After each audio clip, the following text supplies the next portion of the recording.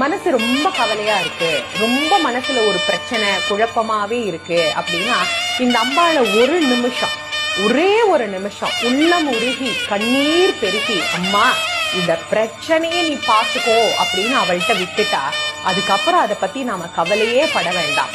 கூப்பிட்ட குரலுக்கு ஓடோடி வந்து அருள் புரியக்கூடிய கருணையின் ரூபிணியாக இந்த அம்பாள் விளங்குகிறாள்.